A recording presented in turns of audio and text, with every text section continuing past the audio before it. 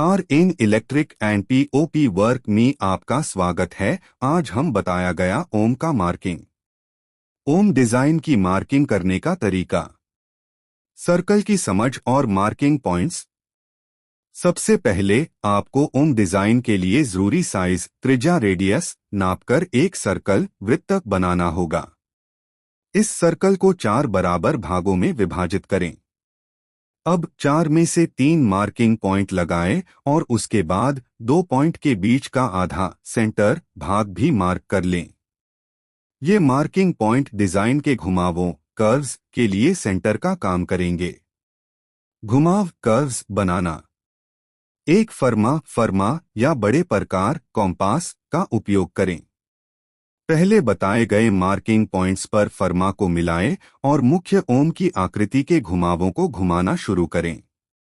विभिन्न पॉइंट्स को केंद्र मानकर ओम के अलग अलग वक्र कर्व्स बनाए जाते हैं, जिसमें बाहरी और भीतरी हिस्से शामिल हैं।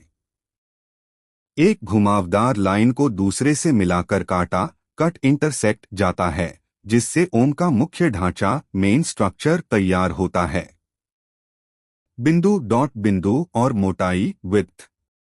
ओम के सबसे ऊपरी भाग में मौजूद गोल बिंदु डॉट की मार्किंग के लिए एक छोटे सर्कल का उपयोग किया जाता है।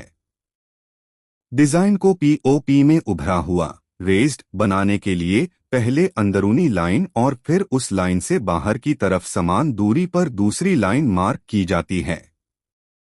यह दूसरी मार्किंग डिजाइन को मोटाई विड्थ देती है। चाँद क्रेसेंट बनाना, बिंदु के नीचे ओम के ऊपर बने अर्धचंद्राकार क्रेसेंट हिस्से की मार्किंग भी सर्कल के हिसाब से की जाती है। पहले एक बड़े सर्कल की मार्किंग करें, फिर उससे कम दूरी पर एक और सर्कल की मार्किंग करें। इन दोनों मार्किंग से चाँद की चौड़ाई तय होती है।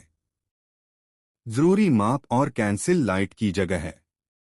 डिजाइन की चौड़ाई, मोटाई को एक समान रखने के लिए यह ध्यान रखें कि पतला वाला हिस्सा जहां पट्टी लगेगी कम से कम 3 इंच या 4 इंच का होना चाहिए। यह 3 से 4 इंच की जगह इसलिए जरूरी है ताकि cancel light, concealed spot light दोनों तरफ डिजाइन के अंदर या बाहर सही से लगाई जा सके। इस डिजाइन को कम से कम 4 इंच और ज्यादा से ज्यादा 1 फीट तक की चौड़ाई में बनाया जा सकता है।